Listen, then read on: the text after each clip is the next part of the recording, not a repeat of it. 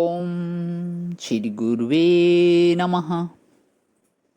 न गुरुरधिकं तत्त्वं न गुरुरधिकं तपः तत्त्वं ज्ञानात् परं नास्ति तस्मै श्री गुरुवे नमः। ओम शांति शांति शांति। श्वेता श्वेत्रोपनिषद स्वामी श्री अखंडानंद सरस्वती जी महाराज का दिव्य ग्रंथ, जिसमें भगवान हमारा 41वां प्रवचन कल से प्रारंभ हुआ है। जीव के दुख का कारण भाग 3 चला हमारा। तो इसमें भगवान अस्य महिमानम इति वीत शोकः, इसकी व्याख्या लेते हैं आज। जब परमात्मा की महिमा का दर्शन होता है, कैसा सृष्टि में सर्वत्र परिपूर्ण हो रहा है, तब सारे शोक की निवृत्ति हो जाती है। अब बताते हैं कि कई लोग अक्षरों के चक्कर में पड़ जाते हैं। बचपन से अपने ऐसे ढंग में रहे, अक्षर पंक्ति मात्र निष्ठ अपने को बोलते हैं। कौन से? अक्षर पंक्ति मात्र निष्ठ अपने को बोलते हैं।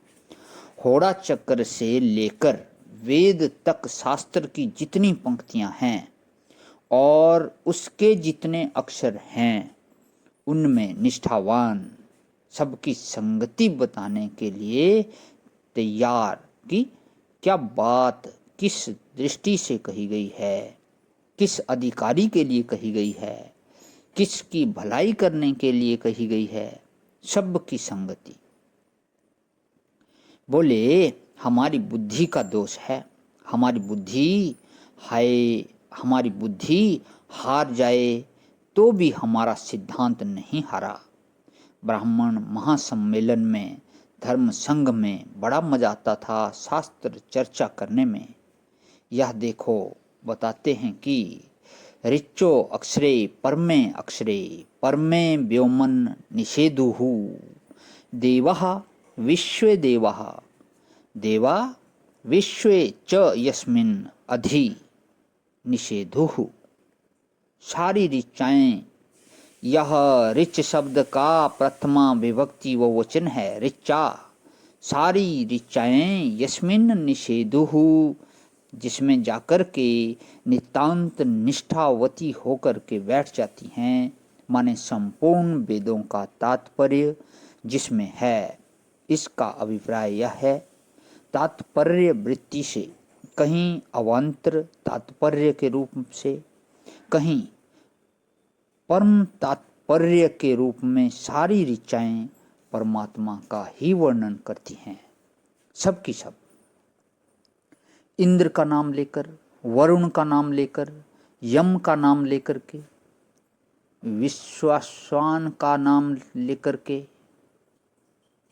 विवस्वान का नाम लेकर के ऋचाएं अलग अलग नाम लेकर के वर्णन करती हैं। परंतु यस्मिन् निषेधुहु, अंत में यम अधिष्ठान, इंद्र अधिष्ठान, वरुण अधिष्ठान, मित्र अधिष्ठान और यम साक्षी, मित्र साक्षी, वरुण साक्षी, स्वयं प्रकाश सर्व अधिष्ठान जो परम तत्व है, उस परम तत्व में जाकर के ही सारी ऋचाएं समाप्त होती हैं।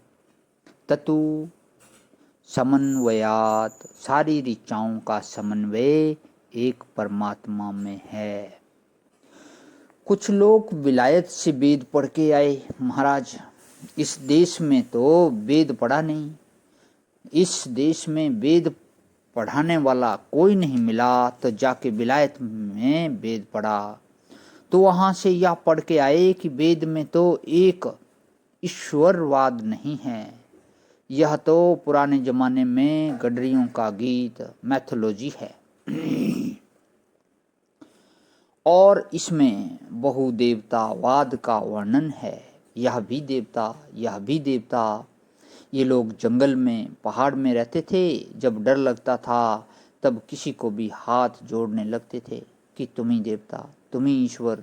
यह नहीं कि नाम रूप का भेद होने पर भी सब नामों में एक ही वस्तु, सब रूपों में एक ही वस्तु, इस अखंड सत्य का प्रतिपादन करने के लिए वेद है। ऋग्वेद में ही है, एकम सद्विप्रा बहुधा वदंती। ब्राह्मण लोग माने जो अपने ज्ञान में ही विशेष तृप्त हैं उनको ब्राह्मण बोलते हैं। जिनको परमात्मा का ज्ञान प्राप्त करके कुछ करना क्रिया के रूप में, कुछ भावना चित्तवृत्ति के रूप में, कोई स्थिति समाधि के रूप में अपेक्षित नहीं है, परमात्मा के ज्ञान से ही जो तृप्त है।